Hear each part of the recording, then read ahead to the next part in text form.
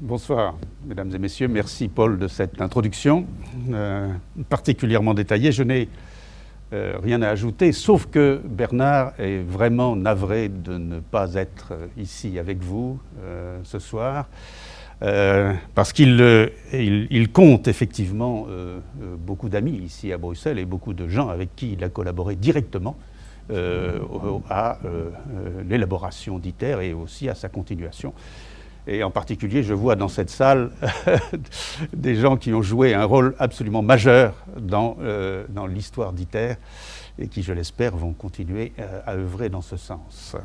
Donc je suis moi-même très honoré, au fond, d'être sa doublure, en espérant que vous ne m'en voudrez pas de ne pas avoir affaire au maître lui-même. Alors, bon, qu'est-ce que nous avons décidé de vous présenter ? On m'a prévenu que il y aurait dans cette salle des gens qui connaissent parfaitement le sujet, donc je m'excuse pour eux, je n'irai pas dans les détails. Et puis il y en a d'autres, au fond, qui le découvrent. Donc je vais essayer de vous faire un mix qui est pour vous donner d'abord un aperçu général des motivations, pourquoi finalement la moitié de l'humanité, comme tu l'as dit Paul, finalement se met ensemble pour faire cette grande expérience scientifique. Et puis finalement, quels sont vraiment les principes de base, un peu avec les mains, et en allant très vite. Et puis finalement, où en est le projet ITER ? Où est-ce qu'il se trouve ? Quels sont ses défis ? Et où est-ce que nous allons ? Alors, la motivation, on l'a dans ce transparent, c'est bien sûr le défi de l'énergie. Comme vous savez que finalement, la consommation d'électricité est amenée à croître très fortement. Pourquoi ? Parce que finalement, l'électricité est de plus en plus la source d'énergie qui est en utilisation. Et puis, parce que le besoin en électricité des pays en voie de développement est extrêmement grande. Je montrerai un transparent là-dessus. Donc finalement, il faut se préparer à produire massivement de l'énergie sans engendrer de CO2. Alors pour ça, vous savez tous que bien sûr, il y a les combustibles fossiles, dont l'épuisement est inévitable, bien qu'il y ait du charbon encore pour plusieurs centaines d'années.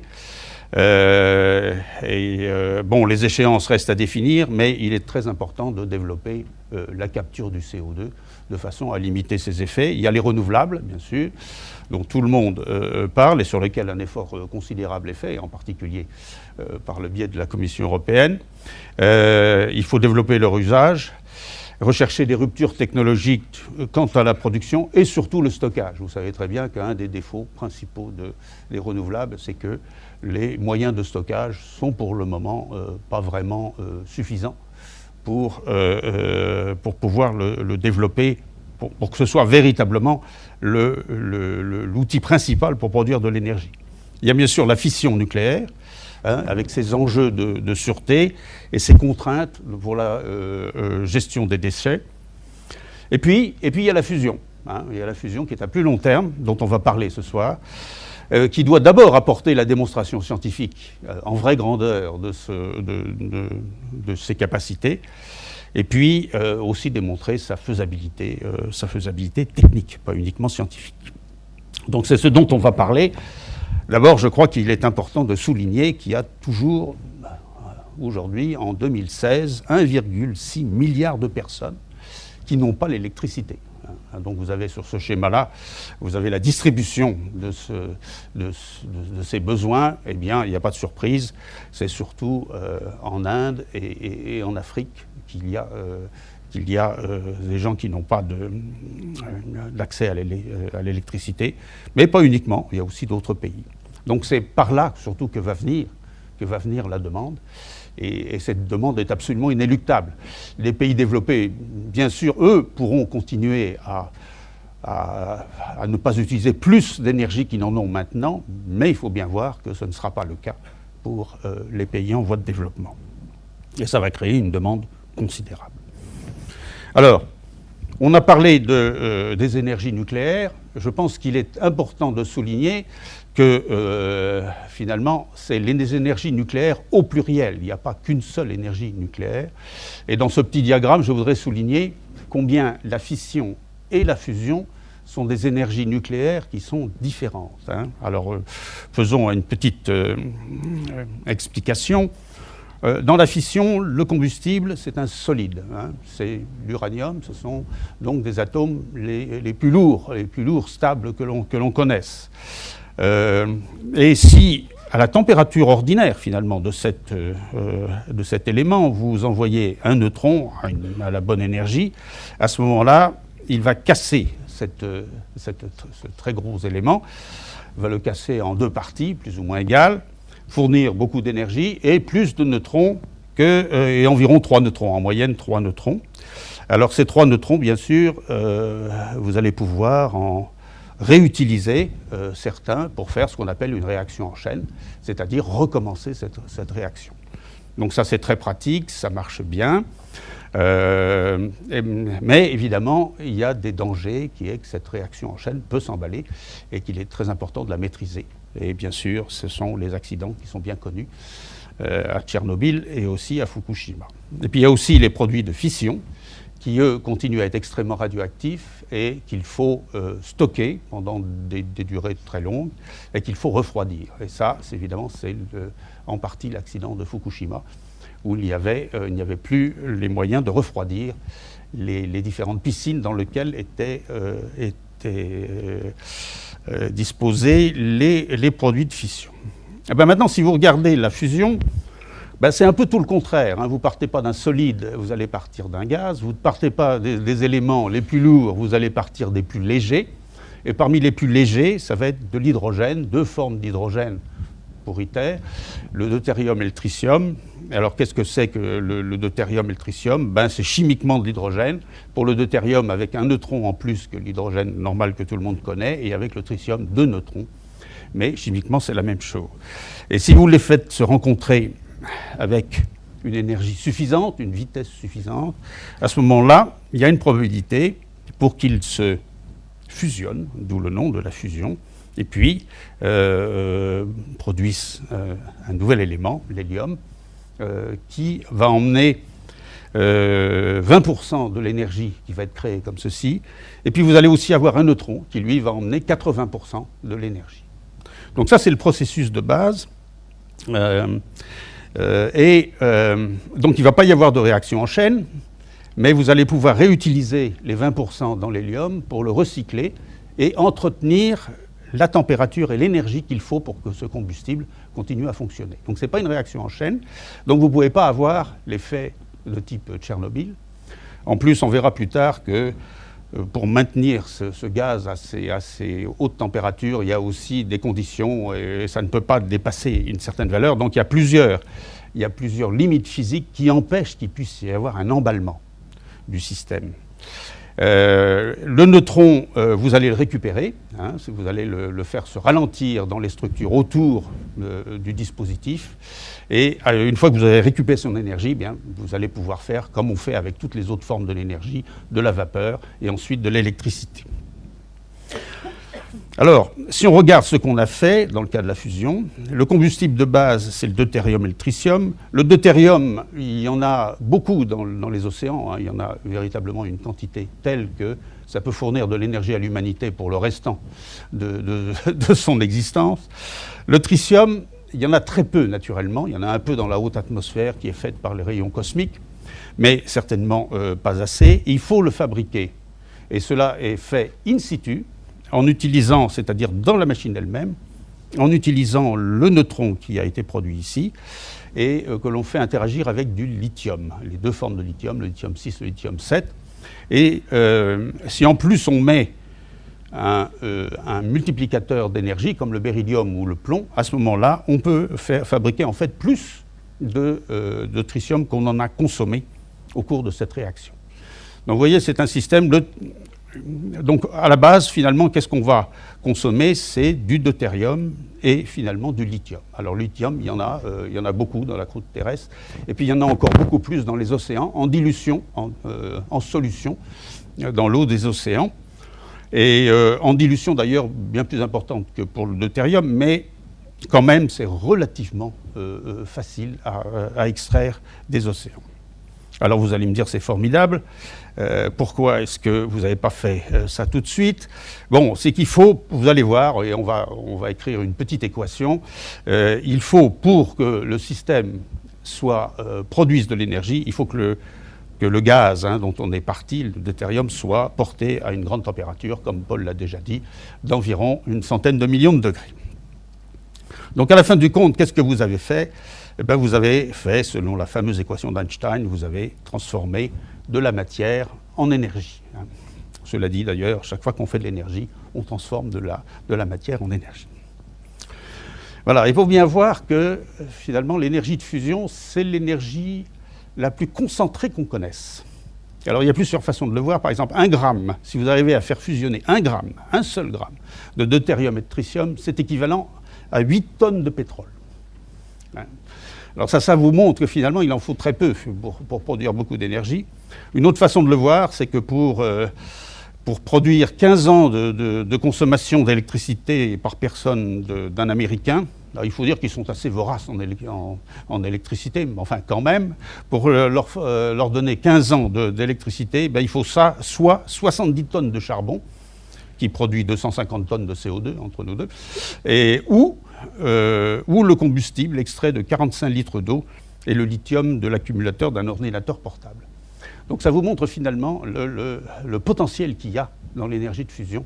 Et c'est pour ça que quand on parle d'énergie essentiellement illimitée, c'est basé sur le fait qu'elle est extrêmement concentrée et qu'il en faut vraiment très peu. Voilà, alors évidemment, ce n'est pas nouveau sur Terre, vous avez reconnu cette figure. C'est le processus qui a lieu dans les étoiles et dans le Soleil.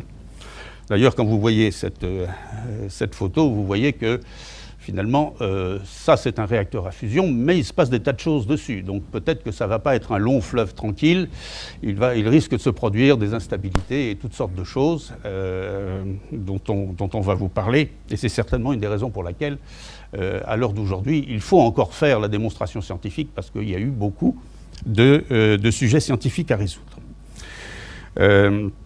Alors cela dit, néanmoins, il fonctionne depuis 5 milliards d'années et il va continuer à fonctionner pendant à peu près autant. Peut-on la reproduire sur Terre? Alors tout d'abord, il faut bien voir que la fusion, on sait la faire depuis 1934. Rutherford et Mark Oliphant et ses étudiants l'ont fait dans une célèbre expérience à Cambridge, l'ont fait en envoyant finalement, en utilisant les tout premiers accélérateurs, où il a accéléré quelques atomes de deutérium et les a fait aller dans un petit peu de glace de deutérium, et bien sûr a observé les réactions de fusion. Et cela dit, par la même occasion, il a découvert le tritium, l'hélium-3, donc c'était une magnifique publication scientifique dont on rêve tous. Et il notait d'ailleurs qu'au cours de cette expérience, bien sûr, de l'énergie s'était dégagée, mais il avait produit beaucoup moins d'énergie qu'il en avait consommé pour accélérer ces particules. Donc déjà, il avait entrevu que faire la fusion, c'est pas difficile finalement. On peut le faire, et on peut faire de beaucoup de manières, mais le faire de manière rentable, c'est une autre affaire. Et c'est l'affaire dont nous allons maintenant parler. Alors cela dit, on peut quand même voir que quand vous regardez le ciel la nuit, qu'est-ce que vous voyez? Des réacteurs à fusion. Ça, c'est d'ailleurs la seule chose que vous voyez essentiellement sont des réacteurs à fusion, à part quelques planètes qui renvoient finalement aussi la lumière du Soleil, et c'est encore la lumière qui vient de la fusion. Donc finalement, c'est la chose la plus banale de l'univers, les réacteurs à fusion. Et si vous regardez par exemple la galaxie d'Andromède, et bien là, vous voyez 300 milliards de réacteurs à fusion et qui fonctionnent. Bon, alors, quels sont les avantages de la fusion? Donc, on a déjà dit que le combustible, il était essentiellement illimité, et il est bien distribué sur la planète. Et ça, c'est important pour être un facteur de paix universel. Il ne va pas y avoir finalement de conflit pour s'approprier les ressources fossiles de la fusion. Non, il y en a partout. Vous pouvez plonger, sortir un seau d'eau de la mer à côté et vous avez du deutérium. Bon, pour la sûreté, on en a déjà parlé. Il n'y a pas d'emballement possible, ni de combustible usé à refroidir, hein, parce que finalement, le combustible usé, qu'est-ce que c'est ? C'est l'hélium. Et ça, vous n'avez pas besoin de l'entreposer et de le refroidir. Il n'y a pas de matière fissile, donc, et ça c'est très important aussi, donc il n'y a pas de risque de prolifération, hein, véritablement. Avec ça, vous ne pouvez pas faire, ce qu'il faut faire pour faire une bombe. Alors cela dit, en ce qui concerne les déchets, bien sûr il n'y a pas de CO2 dans ce processus, donc c'est aussi extrêmement bon. Par contre, il faut bien voir qu'il y a quand même de la radioactivité. Pourquoi est-ce qu'il y a de la radioactivité qui est faite par ce processus ?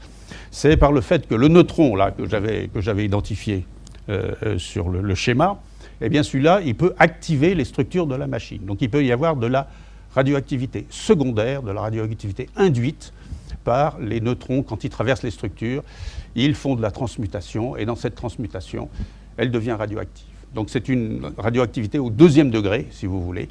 Et cette radioactivité, elle est effectivement beaucoup... d'abord, elle est plus faible, hein, que celle des réacteurs à fusion. Et puis surtout, elle décroît beaucoup plus vite. Elle décroît beaucoup plus vite, essentiellement parce que les radionucléides ont des durées de vie beaucoup plus faibles là-dessus. Et aussi, on peut choisir ces matériaux de structure de telle façon que l'activation soit aussi faible possible. Et c'est bien sûr ce qu'on fait. En éliminant des aciers qu'on va utiliser pour faire les structures, les éléments qui s'activent le plus par la traversée des neutrons. Donc on voit même que dans certains cas, on pourrait arriver à des radioactivités extrêmement faibles, hein, comparables à celles des déchets du charbon. Voilà, alors ça, ce sont les avantages, et bien sûr, les inconvénients, c'est qu'il faut d'abord résoudre des questions de physique qui sont très compliquées, une science qui est très compliquée, et puis ensuite qu'on va devoir faire appel à une technologie qui, elle aussi, est très compliquée. Et vous allez voir qu'on est obligé de faire appel à des supraconducteurs. Hein, donc il va falloir développer donc, des technologies appropriées pour cette méthode-là. Et bien sûr, ITER va être évidemment la façon de tester notre capacité à résoudre ces problèmes. Alors, mais avant de parler d'ITER, il faut quand même donner un petit peu des clés sur qu'est-ce qu'il faut faire pour réaliser la fusion de façon rentable. Alors on peut commencer d'ailleurs par le bas de... Mon transparent n'est pas très bon là. On pourrait commencer par le bas de cette vue. Et puis vous montrer la seule équation que je vais utiliser. Donc rassurez-vous, il va pas y avoir... ça ne va pas être très compliqué. Et la seule équation, c'est finalement de dire que pour avoir un gain d'énergie, pour obtenir plus d'énergie qu'on en a consommé, pour arriver à ces températures très fortes, il faut finalement, et ça c'est un calcul assez simple de bilan qu'on peut faire, il faut finalement qu'il y ait un triple produit, le produit de trois quantités. Hein, N la densité, T la température, et taux, alors on utilise une lettre grecque pour définir ce qu'on appelle un temps de confinement de l'énergie. Donc ça, le temps de confinement de l'énergie, ce n'est pas la durée du processus, non, c'est la qualité de confinement de l'énergie qu'on a mis dans le milieu avant qu'elle ne s'échappe. Donc c'est comme dans votre maison finalement. Vous avez du chauffage, vous arrêtez brutalement le chauffage et vous mesurez la température, combien de temps met la température pour décroître d'un certain facteur. Et ça, c'est le temps de confinement de la chaleur à l'intérieur de votre maison. Bon, eh bien, pour qu'on ait une réaction rentable, un gain d'énergie, il faut que ce temps de confinement de la chaleur soit suffisamment grand. Autrement dit, l'énergie que vous avez investie pour arriver à cette température, il ne faut pas la perdre trop vite. Voilà, c'est ça la base de la physique. Alors, la densité, ici, elle est exprimée en 10 puissance 20 particules par mètre cube. Rassurez-vous, c'est un chiffre qui finalement est très faible, c'est-à-dire que c'est environ 1/100000e de la densité de l'air que nous respirons. Donc c'est une densité très faible. Alors évidemment, on est parfaitement capable de faire ça. Ceci, c'est très facile à faire. La température, alors Paul a dit 100-200 millions de degrés. Vous allez me dire, c'est énorme, vous n'y arriverez jamais.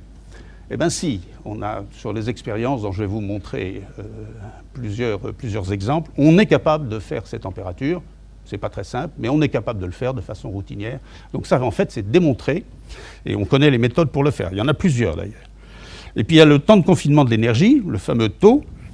Et bien là, il faut que ce soit, grosso modo, d'environ 4 secondes. Hein, il ne faut pas que ce soit plus faible, sinon vous allez perdre de l'énergie. Il faut que ce soit plus grand que ça. Alors 4 secondes, vous allez me dire, c'est pas beaucoup. Eh bien si, c'est ça qui est difficile.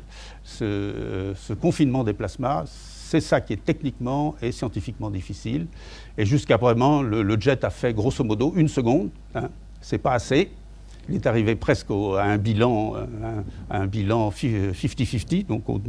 Mais il faut faire mieux. Et c'est ça, ça va être effectivement l'objectif d'ITER, c'est d'atteindre ce temps de confinement d'énergie de 4 secondes.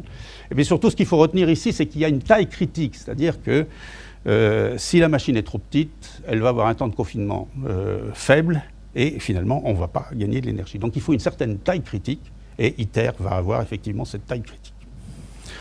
Alors, pourquoi une taille critique ? Alors maintenant, on peut voir un peu quels sont l'état des recherches et les systèmes qui sont les plus avancés, sur lesquels on base les recherches, c'est d'enfermer ce gaz très chaud à l'intérieur de ce qu'on appelle une bouteille magnétique ou un confinement immatériel, si vous voulez. C'est-à-dire que les gaz qui sont très très chauds sont des plasmas, sont ionisés, et les particules suivent les lignes de champ magnétique. Donc finalement, ils sont obligés de suivre les lignes de champ magnétique. Donc finalement, ce qu'on fait, c'est qu'on enferme, on fait en sorte que ces lignes de champ magnétique soient enfermées dans une chambre à vide et fassent un tore, et si bien que le plasma, qui est à ce moment-là, qui suit les lignes de champ magnétique, reste confiné dans ce tore. Donc finalement, un système de type tokamak va être constitué de plusieurs éléments indispensables. Une chambre à vide qui est représentée ici en gris, hein, dans lequel on va faire essentiellement un bon vide pour mettre les quelques pouillèmes de mélange d'été dont on a besoin pour faire notre réaction. Et puis, on va créer plusieurs types de champs magnétiques, l'un avec des bobinages rouges ici, qui créent ce qu'on appelle un champ magnétique toroïdal, c'est-à-dire un champ dont la direction est dans la direction du tore. Ça ne suffit pas en fait, il faudra faire aussi des grandes bobines vertes ici. Vous allez voir qu'elles sont en construction en ce moment, donc vous allez voir des éléments. Et ça crée une autre composante de champ. Et puis aussi, on va faire circuler dans le plasma, je vais parler un petit peu des plasmas tout à l'heure, on va faire circuler un courant très important, et tout le monde sait que quand on fait circuler un courant, il y a un champ magnétique qui est associé. Et la combinaison de ces différents types de champs va créer finalement une structure de champ en forme d'hélice qui va s'enrouler tout autour du tore. Et nos particules ionisées vont donc être prisonnières, être obligées de faire indéfiniment le tour de cette configuration. Indéfiniment, c'est parler trop vite, parce qu'il va y avoir des collisions entre particules, et ces collisions vont faire qu'elles vont pouvoir diffuser à travers les lignes de champ. Il va aussi y avoir des instabilités qui vont être aussi bien plus méchantes, et ces instabilités peuvent aussi faire perdre du confinement. Donc tout l'art du physicien des tokamaks va être de comprendre quelle est la bonne structure de champ magnétique, quelles sont les bonnes configurations, les bons modes de fonctionnement pour que les instabilités soient faibles et qu'on ait notre fameux taux de l'ordre de 4 secondes. Alors il faut bien voir que tout ça c'est dit avec les mains en quelques minutes, mais ça fait quand même à peu près 50 ans que les physiciens des plasmas ont cherché à établir les lois de la physique pour vraiment comprendre comment un tel milieu réagissait et comment il devait se comporter. Mais on peut dire que cette science maintenant a bien progressé et qu'on a une bonne certitude sur la façon de procéder. Alors sur un plan pratique, là, si vous voulez faire un tokamak dans votre garage, alors il faut d'abord faire les éléments dont je vous ai parlé. Et une fois que vous avez fait ça, eh bien, vous faites ce qu'on appelle un allumage, c'est-à-dire que vous faites passer dans ce solénoïde central, là, une bobine magnétique centrale, vous faites passer un courant. vous induisez un flux, et alors si vous connaissez la physique, ça fait défi sur dt. Défi sur dt, ça vous induit un champ électrique de l'autre côté. Et puis après, comme dans certaines des lampes ici, il se crée un plasma, c'est-à-dire que le système s'allume. Donc vous avez créé un plasma, et une fois que vous avez créé ce plasma, il faut le chauffer. Et pour le chauffer, alors vous pouvez utiliser des faisceaux de neutres, vous pouvez aussi utiliser de la haute fréquence. Donc vous montez sa température, et quand sa température est suffisamment grande, à ce moment-là, l'hélium de la réaction va entretenir cette température, et vous allez pouvoir commencer à baisser, voire même à complètement arrêter le chauffage de votre plasma. Donc voici donc les principes en très grande ligne de comment faire fonctionner ces instruments qui permettent d'isoler finalement un gaz très chaud du monde extérieur et de l'isoler sans paroi matérielle. Alors une fois qu'on aura démontré donc bien ces principes, eh bien on pourra construire un réacteur à fusion sur la planète Terre qui aura donc exactement la même géométrie que je viens de décrire. Et finalement, qu'est-ce qu'on fera? On injectera donc continuellement du deutérium et du tritium, donc ça c'est cette flèche ici. Et puis les neutrons et l'hélium vont laisser leur énergie, les neutrons, dans une paroi qui entoure l'ensemble du plasma. Un caloporteur de l'eau ou de l'hélium va circuler dans ces modules. La chaleur va être recueillie, ça pourra faire de la vapeur, et à partir de la vapeur, on peut faire de l'électricité, comme d'ailleurs tous les modes de fonctionnement des réacteurs, qu'ils soient nucléaires ou thermiques. Alors, ces gaz à très haute température sont dans un état qui est très différent de l'état que l'on connaît sur Terre. Vous savez bien qu'à basse température, vous avez un solide, vous montez la température, ça devient un liquide, vous montez encore la température, ça devient un gaz, et si vous montez encore la température, vous arrivez dans les millions de degrés. À ce moment-là, qu'est-ce qui se passe? À ce moment-là, les électrons commencent à se détacher du pourtour de l'atome, et finalement, vous avez une assemblée d'atomes qui sont des ions, qui sont chargés positivement, et d'électrons qui sont chargés négativement. Donc vous avez deux assemblées comme ça, de particules chargées qui s'interpénètrent et vivent leur vie. Alors il faut bien voir qu'un milieu comme ça, c'est un milieu où chaque particule est en interaction avec beaucoup d'autres. On parle d'un milieu avec des interactions collectives extrêmement intenses. C'est la même différence qu'il y a entre quand deux personnes parlent, vous avez un certain comportement, en général très sociable, et maintenant quand vous avez une foule, à ce moment-là, vous avez des mouvements de foule qui sont complètement incontrôlés, parce que finalement, chaque personne est en interaction avec la foule, avec d'autres, et il peut se produire, tout le monde se souvient du stade du Heysel qui a eu lieu, où des mouvements de foule peuvent faire en sorte que les gens sont écrasés contre des barrières. Il y a aussi d'autres exemples d'interaction collective, par exemple, quand vous êtes dans votre voiture sur une route, à un moment, le trafic s'arrête complètement et vous ne savez pas pourquoi. Eh bien, c'est parce qu'une interaction collective, chaque conducteur, finalement, retarde un petit peu son freinage par rapport à celui qui se trouve avant, et tout ça, ça s'accumule, et à la fin du compte, ça s'arrête. Alors ça, ce sont des instabilités qui peuvent se produire, et les plasmas peuvent soutenir un très grand nombre d'instabilités. Certaines très violentes, d'autres plus bénignes. Donc il a fallu vraiment comprendre comment on pouvait gérer finalement ces instabilités. Donc toute la physique de ces milieux collectifs sont des choses qu'il a fallu étudier très calmement et longtemps. Alors ça s'est fait donc au cours des décennies précédentes, d'abord avec des machines nationales. Et là-dessus, je pense qu'il faut souligner, puisque nous avons un ancien commissaire ici, il faut souligner l'importance de l'Europe et de la Commission européenne, qui a suscité finalement des collaborations entre les laboratoires nationaux pour finalement élucider ces problèmes très compliqués, faisant en sorte que d'abord toutes les données qui étaient, et toutes les trouvailles qui étaient faites étaient partagées entre tous les membres. C'est ce qu'on appelait les associations Euratom CEA, qui maintenant s'appelle plutôt l'Eurofusion, si je ne m'abuse. Et finalement, cette collaboration a été sensationnelle, en ce sens qu'elle a permis à ce que chaque pays développe une partie de ce qu'il fallait développer, en particulier, par exemple, l'association belge s'est spécialisée dans le chauffage par les ondes, bien sûr, et a obtenu des résultats très importants.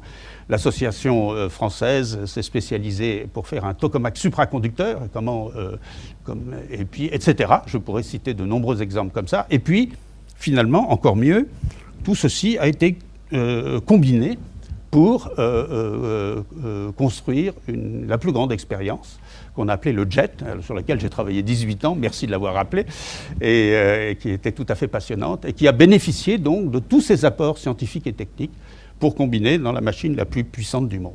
Et ce n'est pas pour rien finalement que l'Europe de la fusion est en avance sur les autres pays développés, en particulier les États-Unis. C'est finalement grâce à cette mise en commun des ressources et des savoirs. Alors, mais ceci, donc, il faut bien voir qu'il n'y a pas qu'en Europe qu'il y a eu des machines nationales comme ça, finalement, dans tous les pays développés. On en a eu un ou plusieurs, il y en a eu 4 aux États-Unis, il y en a eu en Allemagne, il y en a eu 3 ou 4, je ne me souviens plus, etc., etc., et qui toutes ont combiné pour faire le JET. Et puis maintenant, finalement, cette collaboration est en train de passer au niveau international. Et c'est ITER, c'est-à-dire le monde entier. Alors il faut bien voir la gradation. Au début, ces machines étaient plus petites, de l'ordre de le plasma de l'ordre de 25 mètres cubes. Et finalement, on ne s'attendait pas à des performances. On voulait étudier la physique, on ne s'attendait pas à produire de l'énergie. Et on ne mettait pas de tritium, parce que le tritium est radioactif, donc il faut s'en prémunir. Donc finalement, l'énergie produite est essentiellement zéro, pas complètement, parce qu'il y avait la fusion d'ED, etc. Le JET, lui, par contre, a été, avec le TFTR aux États-Unis, a produit une énergie tout à fait significative, de 16 mégawatts électriques. C'était déjà une énergie sérieuse, mais avec un gain de 1. Alors un gain de 1, si vous dites ça aux utilités qui font de l'électricité, ils ne sont pas très intéressants, parce que vous n'avez pas produit d'énergie, vous en avez consommé autant que vous en avez produit. Donc, ils vous disent, revenez plus tard, quand vous saurez faire mieux. Mais enfin, quand même, le JET a bien établi la physique, et en particulier, pour la première fois, a montré que les particules alpha qui sont nées, donc l'hélium qui est né de réactions de fusion, effectivement, chauffer le plasma. Donc on a pour la première fois montré que la température avait commencé à augmenter. Pas énormément, mais de 10%, mais parfaitement mesurable. Et ça a été, je dois dire, j'étais là quand ça s'est produit, ça a été un moment d'une grande excitation. On n'a pas fait vraiment un soleil sur Terre, mais on a fait quand même 10% d'un soleil sur Terre. C'était quand même pas si mal. Et alors, ITER, lui, il doit encore aller dépasser la taille critique. Donc il doit arriver à un gain de Q, si on en croit toutes les études qu'on a faites. Mais bien sûr, et il faudra le prouver, c'est une expérience scientifique, il faudra vraiment démontrer que c'est le cas. Et l'autochauffage par les particules alpha devra atteindre environ dans les 70%. Alors un réacteur de type industriel, qu'on appelle DEMO, qui pour le moment est un concept, qui n'est pas du tout finalisé, doit lui être encore un petit peu plus gros, arriver à un Q de l'ordre de 30, et puis le chauffage par les particules alpha devra être de l'ordre de 80 à 90%. Alors, mais par contre, pour DEMO, devra avoir une fiabilité, ça ne doit pas être une expérience scientifique, doit avoir une fiabilité industrielle, donc doit passer un autre cap qui est effectivement très significatif. Voilà, alors essentiellement entre le JET et... bon, d'abord, il faut bien voir que les progrès depuis 1970, c'est un facteur 10 000 sur les n-T, donc des progrès vraiment très significatifs. Et puis aussi sur la durée des décharges, qui maintenant atteint plusieurs minutes, en particulier sur Torsupra. Mais on voit qu'il faut continuer à progresser, il faut gagner grosso modo un facteur 4, 3, 4 entre le JET et ITER, 4 dans le facteur taux. Alors si vous n'avez jamais vu un plasma, on peut essayer d'en faire un, voilà. Alors ça c'est fait en temps réel, vous voyez, ça c'est fait dans la machine française Torsupra, bien sûr. Vous voyez, on vient de créer notre plasma, on commence à le chauffer, et puis il ne se passe rien. Alors il ne se passe rien, vous allez me dire c'est ennuyeux, on s'ennuie. Eh bien nous, les physiciens, on est très excités qu'il ne se passe rien, on est très excités. Pourquoi? Ça veut dire que le plasma, qu'on maîtrise les instabilités, il n'y a pas d'instabilité, vous voyez, c'est parfaitement calme, c'est en temps réel ça.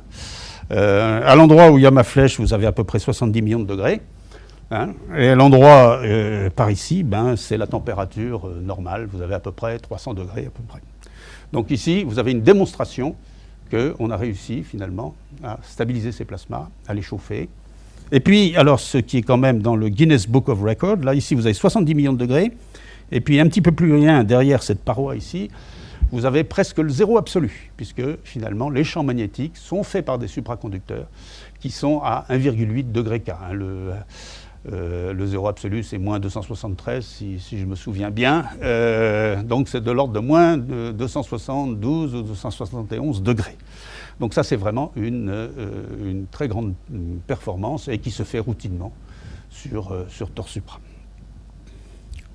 Bon, je l'arrête, parce que sinon, vous allez trouver que c'est un peu ennuyeux, mais je crois que c'était quand même important de montrer à quoi ressemble un plasma. Alors, pourquoi? Cela dit, oui, j'aurais dû dire... je veux dire, quand vous avez voilà un autre qui est fait sur le jet, qui est beaucoup plus gros, beaucoup plus performant.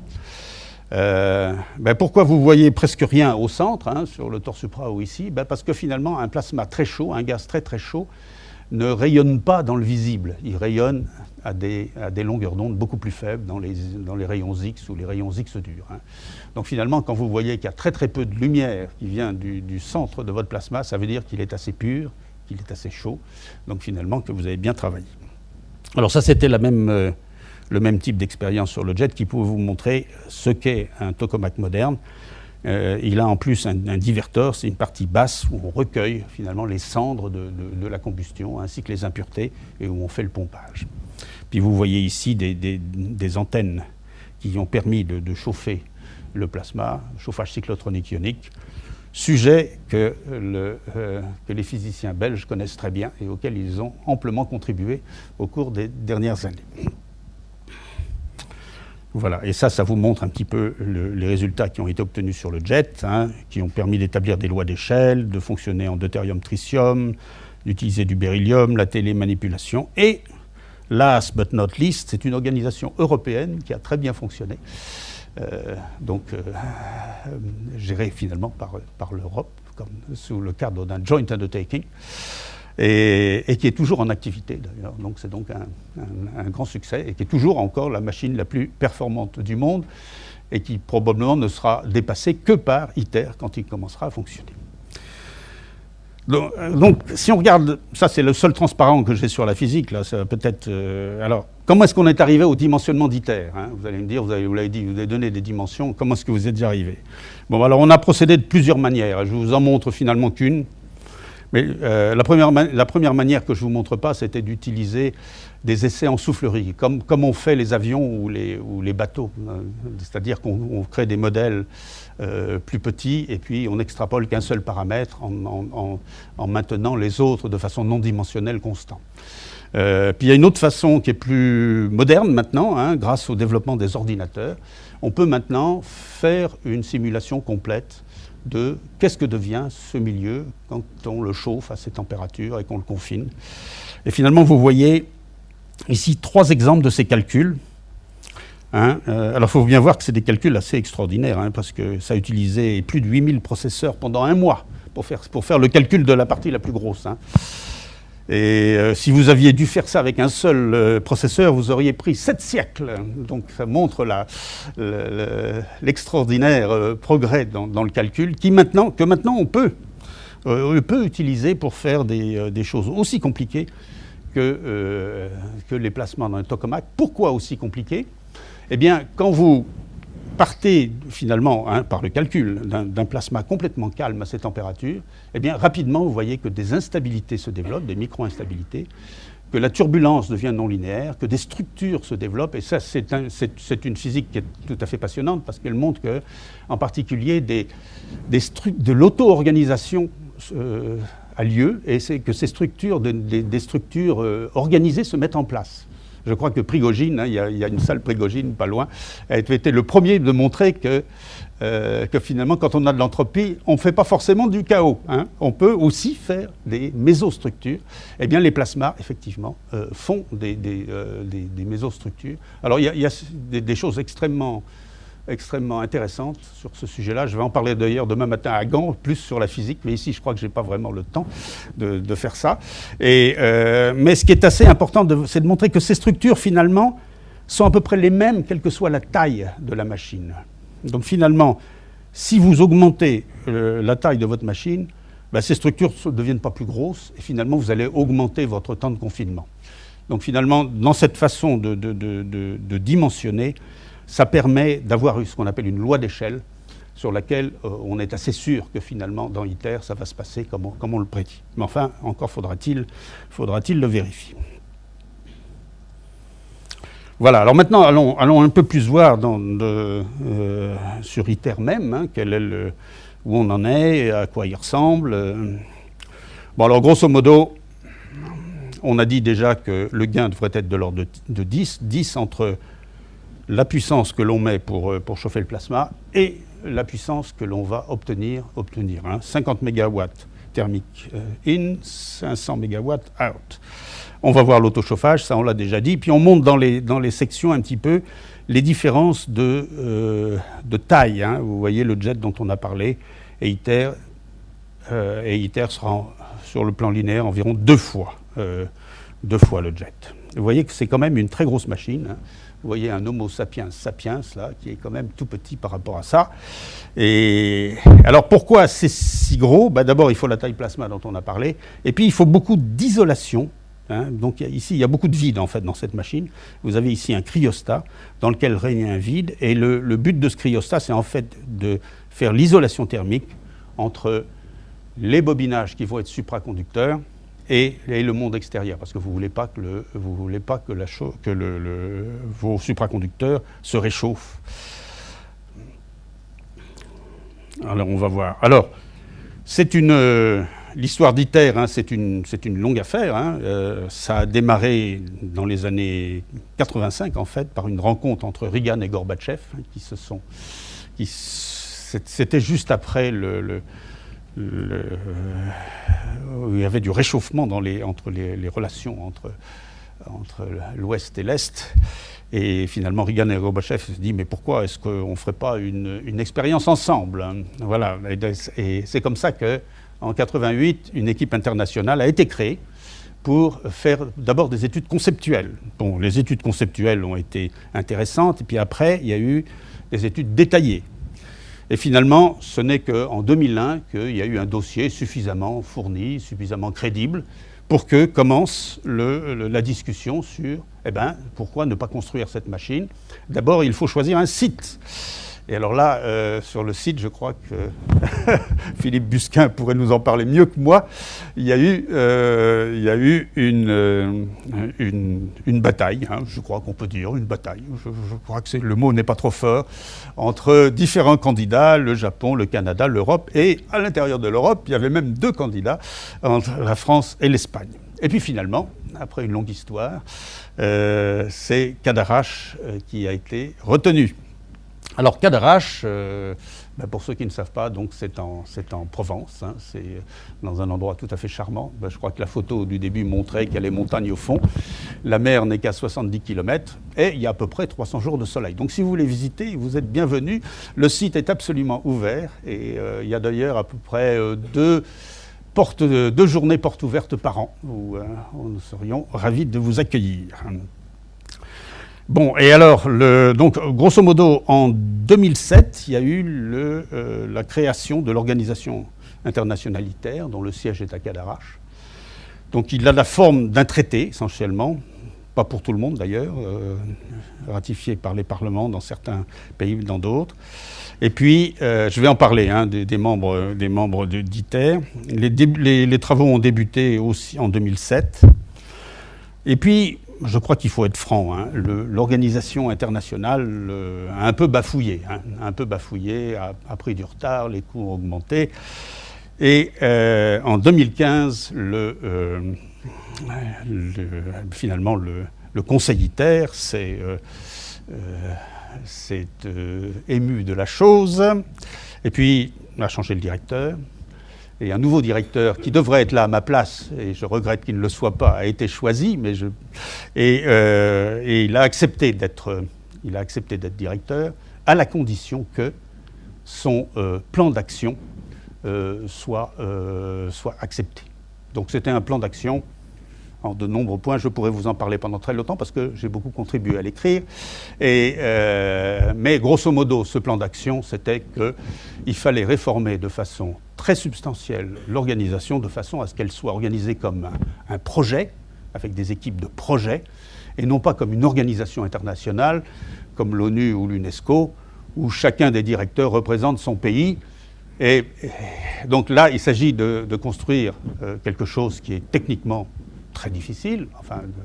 Et donc, il faut vraiment pouvoir engager les meilleurs, les gens les plus compétents pour réaliser ces choses-là. Donc finalement, je dirais que c'est une restructuration dans une structure de projet qui a été faite.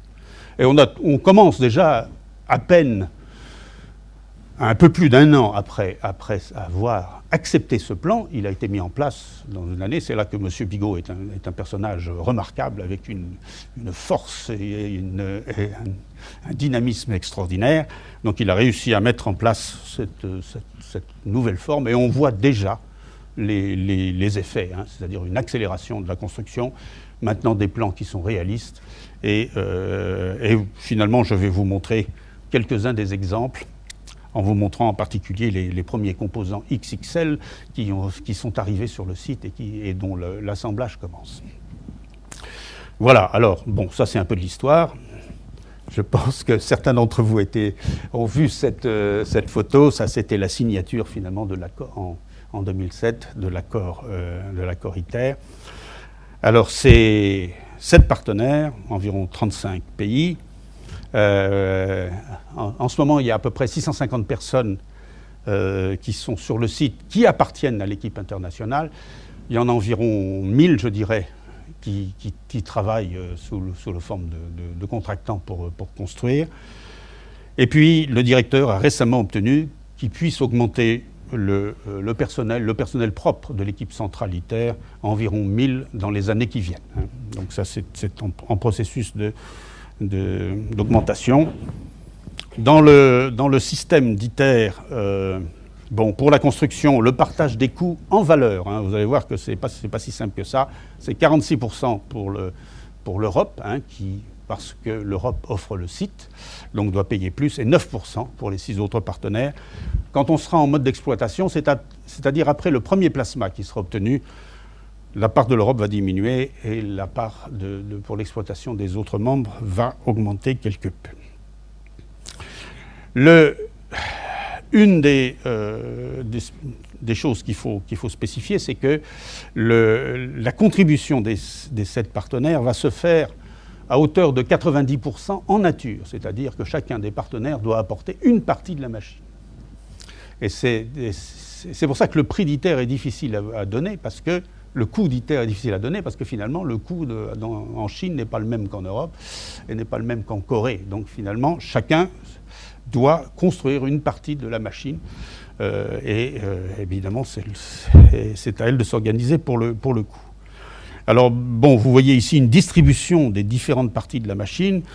Évidemment, chacun des partenaires a insisté pour avoir un morceau de la haute technologie, en particulier des supraconducteurs, parce qu'il y a des applications et des retombées très importantes des supraconducteurs. Évidemment, l'Europe a dû se charger du génie civil, parce qu'on voit mal comment des Chinois pourraient faire le génie civil sur un terrain en Europe. Bon, c'est en gros la façon dont on a fait. Mais il faut bien voir qu'une façon de faire comme ceci a le grand avantage, c'est que le retour sur investissement de chacun des partenaires est automatique.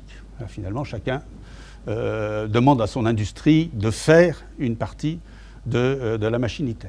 Par contre, il faut bien voir que les interfaces qu'il y a entre les différentes pour faire l'assemblage de tout ça est beaucoup plus compliqué que si il n'y avait qu'une seule organisation qui avait la maîtrise de l'ensemble des fournitures. Donc il faut bien voir que la maîtrise de ces interfaces, c'est quelque chose qui est un véritable défi, hein, mais qui est en train d'évoluer. Et il faut bien voir que, par exemple, le Airbus a fonctionné de façon similaire, a beaucoup bafouillé au début, beaucoup bafouillé au début, mais maintenant ça marche très bien. Donc finalement c'est toute une culture à acquérir, et il faut bien dire que c'est quand même un certain investissement. Voilà, alors, voilà ce qui explique qui fait quoi. Là vous avez un exemple de la machine, un écorché de la machine, hein, vous voyez. Alors le cryostat c'est les Indiens, les boucliers thermiques, c'est les Coréens. La chambre à vide, c'est à moitié l'Europe et les Coréens. Et puis, il y a aussi, d'ailleurs, les Russes qui font des Queuzos. Bon, je pourrais continuer comme ça. Vous voyez les différents éléments. Puis après, il va falloir qu'ils assemblent tout ça. Hein. Donc, c'est ITER qui spécifie, qui assemble, qui va faire le commissioning et qui va faire ensuite le fonctionnement. Quand je dis ITER, c'est l'équipe centrale qui réside à Cadarache. Alors, quelques exemples sur la taille de cette machine. Hein. Vous voyez la chambre à vide, là, qui ici est en orange, hein, qui fait 8000 tonnes. Les bobines qui créent le champ toroïdal, hein, qui sont cette partie bleue, s'il me semble. Il y en a 18, elles font 360 tonnes chacune. Le solénoïde central, hein, qui est ce grand cylindre blanc ici, qui est en fait de 6 bobines différentes, qui fait 1000 tonnes. Le tout, 23 000 tonnes. Je ne sais pas combien pèse la tour Eiffel, mais je crois que ça le dépasse largement. Voilà quelques composants de haute technologie, hein, dont on va pouvoir parler. En particulier, ça, c'est ces bobines qui étaient en rouge sur mon diagramme et qui ici sont des bobines de champ toroïdal. Hein, il y en a 18. Et puis, vous avez le solénoïde central dont on a parlé, donc il y a 6 éléments. Alors il faut bien voir que ITER va être le plus grand aimant jamais construit, avec largement plus d'énergie magnétique que le CERN, hein, environ 5 fois, si je ne m'abuse, 5 fois plus d'énergie magnétique que le CERN. Et que pour construire ce grand aimant, il a fallu véritablement, je dis il a fallu parce que vous allez voir que c'est pratiquement fait, il a fallu véritablement instaurer une nouvelle industrie mondiale des supraconducteurs en niobium éteint. Et vous allez voir d'ailleurs que c'est un des premiers grands succès d'ITER, c'est que, effectivement, le câble supraconducteur a, à hauteur de 90%, été fabriqué et obtient toutes les spécifications qui lui avaient été données. Donc ça, c'est déjà un grand succès, finalement, de cette collaboration internationale. C'est qu'à 6 grands pays, hein, ont pu se mettre d'accord pour construire cette très grande industrie. Alors ça a évidemment des retombées très importantes. Hein. Par exemple, dans tous les scanners et tout, vous mettez, je ne vous souhaite pas d'aller faire un scanner, mais quand vous mettez votre tête dans un scanner, vous les mettez à l'intérieur d'un aimant supraconducteur. Hein, qui a d'ores et déjà d'ailleurs bénéficié des développements qui sont faits dans ce cadre-là. Donc il y a des retombées nombreuses et ça c'est l'une d'entre elles. Et pour vous montrer la maîtrise de ces collaborations, vous voyez à peu près le chemin de croix que doivent faire ces pauvres systèmes. Hein. Vous voyez qu'il faut d'abord, il s'agit là maintenant de ce qu'on appelle de ces grandes bobines qui font le champ toroïdal.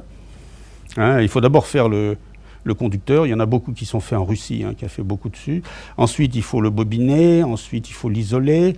Il faut faire les plaques. Elles sont faites à Toulon, là, qui vont supporter les efforts.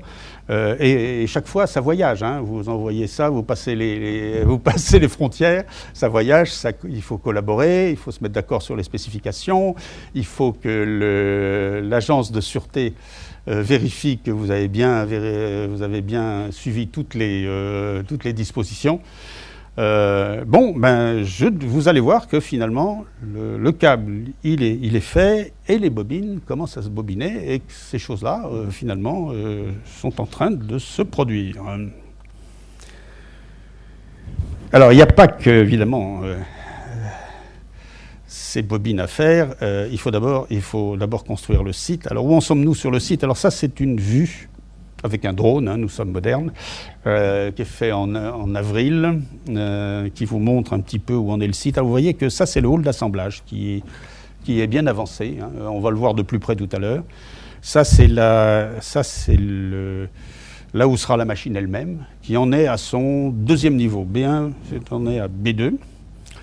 Et puis, ça, ce sont les bâtiments de l'équipe internationale, hein, qui sont déjà construits depuis plusieurs années. Là, ici, vous avez l'atelier du cryostat où va être construit le grand cryostat de 30 mètres de haut, 30 mètres de large. Bon, vous avez une grande usine cryogénique ici, hein, pour faire le froid, pour faire ces bobines supraconductrices, etc. Donc ça avance en ce moment à grande vitesse, hein. Quand vous viendrez vous le voir dans 6 mois ou 1 an, vous ne reconnaîtrez plus cette photo-là. Alors voilà quelques exemples du complexe tokamak. Alors là, on voit le hall d'assemblage dans le fond et devant, on voit l'endroit où sera le tokamak. Donc ici, vous voyez d'ailleurs, vous commencez à voir la forme circulaire du tokamak, hein. Et vous voyez le ferraillage, hein, ici des murs de béton, hein, qui feront la protection biologique de l'ensemble. Dans cette structure de génie civil, il y a pratiquement autant de fer que de béton, hein. Pourquoi ? Parce que l'autorité de sûreté exige que le système garde son confinement, même avec, dans ce cas-là, un séisme d'une magnitude 7. Hein. Donc, bien que, évidemment, les séismes dans cette région soient très, très modérés, on ajoute des coefficients de sécurité très, très importants. Voilà, alors on commence maintenant à installer, hein, dans la partie basse, on commence à installer déjà des cuves, hein, toutes les choses qui doivent être sur le niveau inférieur commencent déjà à s'installer avant qu'on puisse monter les niveaux suivants. Donc le processus d'assemblage a en fait commencé. Voilà, on est en train de couler là le deuxième niveau. Voici le hall d'assemblage là qui est en phase de finition. Alors évidemment, ça c'était dans la négociation là. M. Busquin va s'en souvenir. Les Japonais disaient mais Cadarache ça pourra jamais marcher parce que ce n'est pas sur le bord de la mer. Donc comment est-ce que vous allez avoir comment est-ce que vous allez transporter vos très grosses charges? Et là, la France a dit, pas de problème, on va construire ce qu'il faut pour transporter dans des convois très, très exceptionnels les plus grosses choses. Eh bien, la France a respecté complètement ses engagements. Cet itinéraire existe, il a été commissionné et il a déjà transporté une vingtaine de très grandes charges, dont la plus longue, c'est-à-dire les grandes poutres du pont roulant de l'assemblage, les 4 grandes poutres qui font 46 mètres de long. Donc vous voyez un convoi qui fait 60 mètres de long sur je ne sais combien de roues, hein. Vous voyez là toutes ces roues là, c'est ça, donc c'est des... ça voyage entre 0,5 km à l'heure et ça fait comme ça 100 km en 3 nuits, si je ne m'abuse. Enfin, ça va quelquefois un peu plus vite. Mais vous voyez, en fait, ces poutres qui arrivent sur le site où elles vont être montées dans le hall d'assemblage, hein. Donc ça, c'est pour commencer à faire les premières choses. Alors, ça arrive à Fos-sur-Mer, hein, et puis après, ça va en barge jusqu'à... J'ai oublié comment ça s'appelle, d'ailleurs. Et puis après, ça va sur ces plateformes-là qu'on appelle roll-on, roll-off, hein, dans lesquelles elles sont toutes équipées de ce qu'il faut pour que ce soit toujours horizontal. La plupart sont motrices, elles peuvent aussi tourner, ça peut avancer aussi en crabe.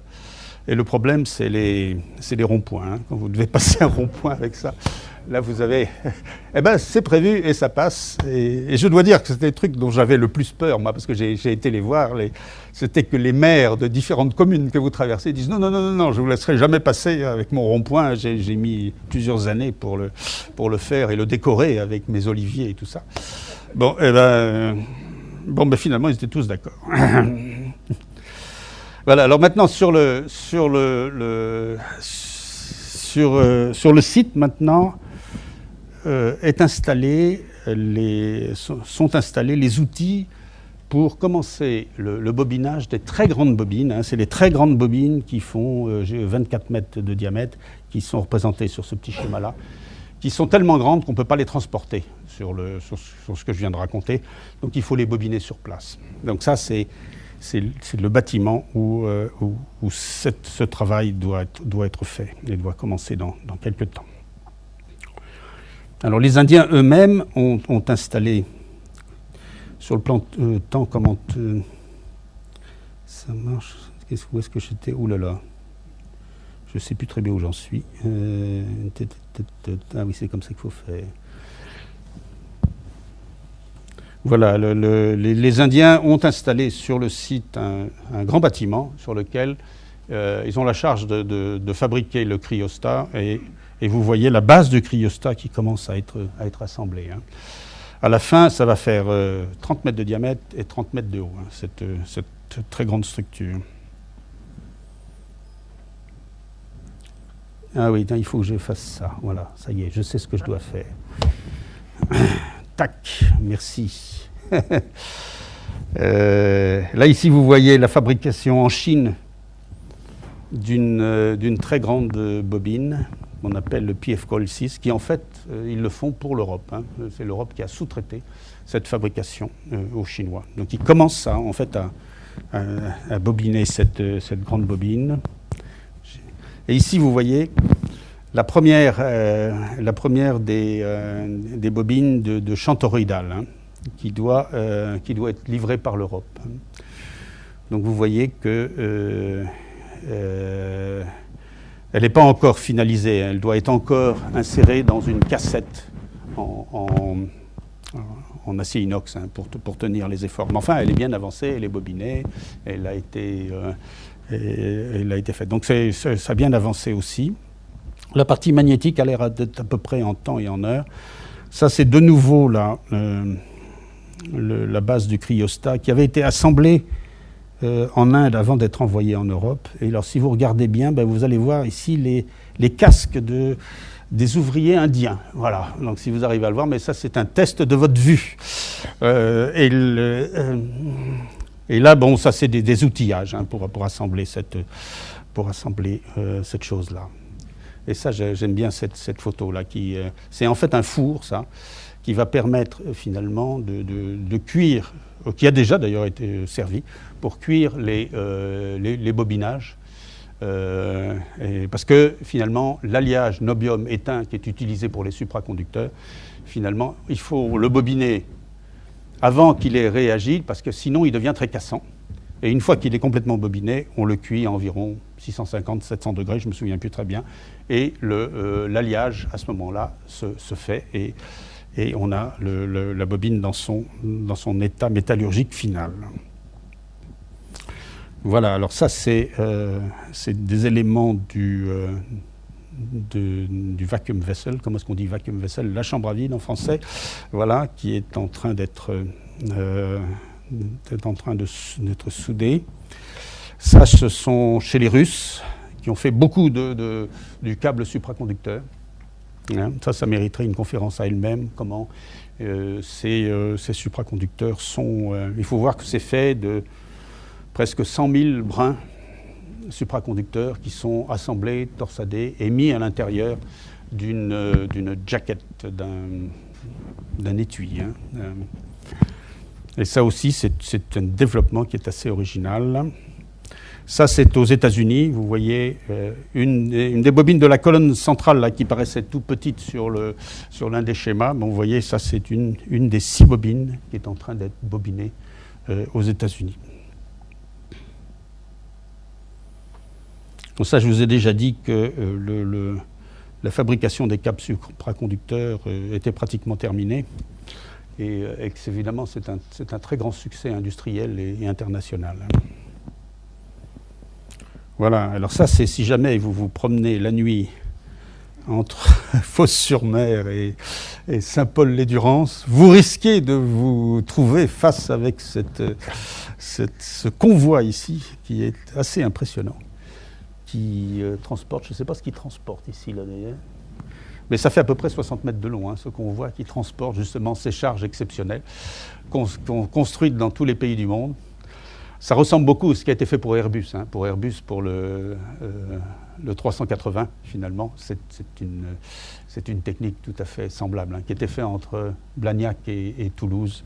Donc finalement, on s'est un peu basé sur ce qui avait été fait pour l'aéronautique et qu'on a fait là-dessus. Alors vous voyez qu'il y a déjà eu un certain nombre de livraisons et que ça va continuer maintenant, dans le temps qui vient.